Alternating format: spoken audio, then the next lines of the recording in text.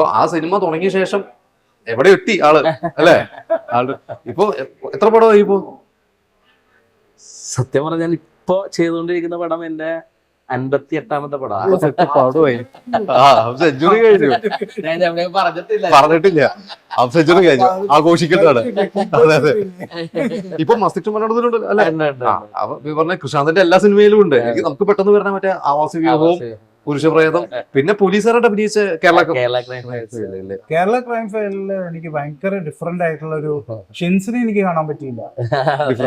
അതെങ്ങനെ ഞാൻ ചോദിച്ചു, പോലീസുകാരനായിട്ട് ഞാൻ ചോദിച്ച പൊതുവെ ഒരു രൂപമൊക്കെ വെച്ച് ആളുകൾ കാസ്റ്റ് ചെയ്യുന്ന ടൈപ്പ് റോളുണ്ട്, അതിലേക്ക് വന്നു കഴിഞ്ഞപ്പോ പോലീസോ എന്ന് ചോദിച്ചില്ലേ?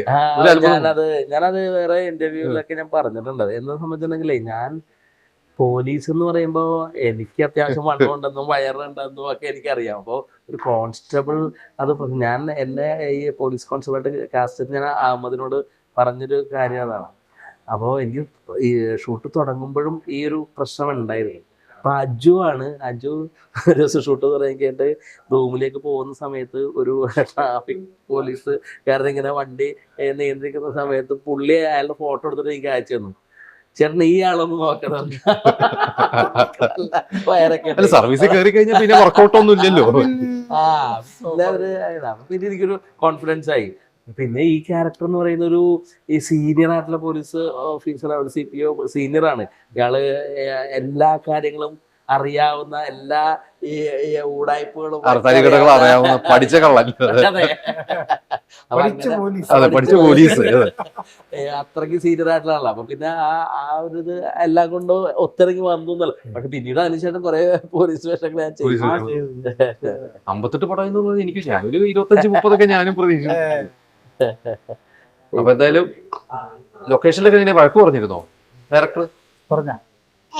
അതിന്റെ ആവശ്യം വന്നിട്ടില്ല അല്ലെ? എനിക്ക് തോന്നുന്നു പ്രൊഫഷണലായിരുന്നു. അപ്പൊ എന്തായാലും സംഭവം തിയേറ്ററിലേക്ക് എത്തുകയാണ്.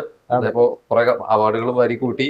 ഇനിയിപ്പോ ഞാൻ നേരത്തെ പറഞ്ഞ പോലെ സാധാരണ ജനങ്ങളിലേക്ക് അങ്ങ് എത്തുകയാണ്. സാധാരണ ജനങ്ങൾ ഇനിയാണ് സിനിമയുടെ വിധി എഴുതേണ്ടത്. പുരസ്കാരങ്ങൾക്കൊക്കെ അപ്പുറത്ത് നമ്മൾ പ്രതീക്ഷിക്കുന്ന പുരസ്കാരം ജനങ്ങളുടേതാണ്. അപ്പൊ എന്തായാലും അടുത്തൊരു പ്രൊജക്ട് ഞാൻ ചോദിച്ചാൽ ഇതേ ഒരു ടീമിനെ വെച്ചാണോ വലിയ, എങ്ങനെയാണ് അടുത്തൊരു സാധനം പ്ലാനിങ്? ബിഗ് ആണ്, കുറച്ചുകൂടെ ബിഗർ പ്രൊജക്റ്റ് ആണ് അത്. എന്റെ സംസാരങ്ങൾ ഫൈനൽ അവസ്ഥയിലേക്കൊക്കെ എത്തിക്കൊണ്ടിരിക്കുന്നു. 2 പ്രൊജക്ട്സ് ഉണ്ട്.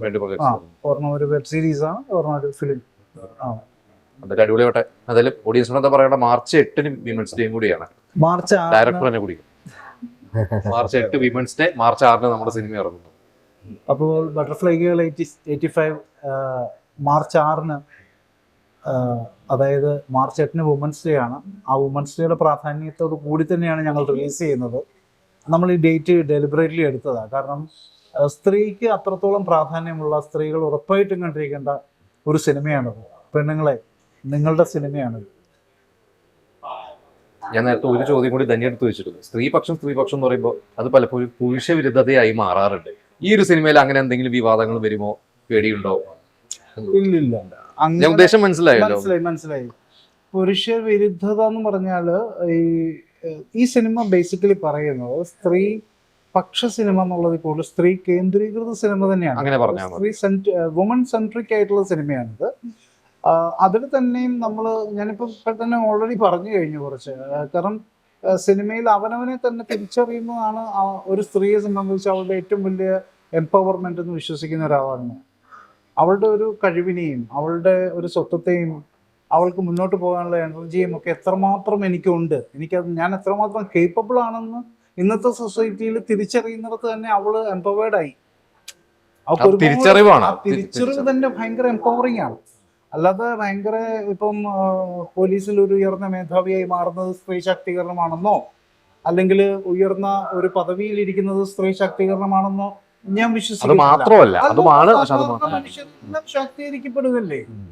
ഇപ്പം ഒരു സാധാരണ വീട്ടമ്മ, ആ സാധാരണ വീട്ടമ്മ പോലും ഒരു വ്ളോഗ് ചെയ്യുന്നു, ഒരു വ്ളോഗ് ബ്രില്യൻ്റ് ആയിട്ടുള്ള എത്രയോ വീട്ടമ്മമാരുണ്ട്, സാധാരണ വീട്ടമ്മ ബ്രില്യൻ്റ് ആയിട്ടുള്ള ഒരു വ്ളോഗ് ചെയ്യുമ്പോഴത്തേക്കിനും അത് തന്നെ അവരെ എംപവർ ചെയ്യാം.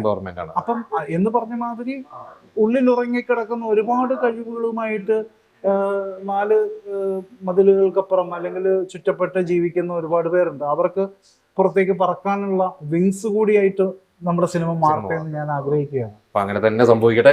അപ്പൊ എന്തായാലും ഓൾ ദി ബെസ്റ്റ്. ഇഷിക അല്ലെ, ഇഷിക ഇനി അഭിനയിക്കോ? പിന്നെ അല്ല പൊളി, ഒന്നും പറയാനില്ല. അല്ലെങ്കിൽ കൂടെ കൂട്ടാൻ അസിസ്റ്റന്റ് ആയിട്ടല്ലേ, ബെസ്റ്റ് അസോസിയേറ്റ് കൂടുന്നോ? കൂടും. അസിസ്റ്റന്റ് ഡയറക്ടറായിട്ട് ഒന്ന് ആലോചിക്കുക. അപ്പൊ എന്തായാലും 58 നമുക്ക് 100 പെട്ടെന്ന് തികയ്ക്കട്ടെ എന്നിട്ട് നമുക്ക് ഒന്നുകൂടി ഇരിക്കാം അല്ലെ. ഓക്കെ.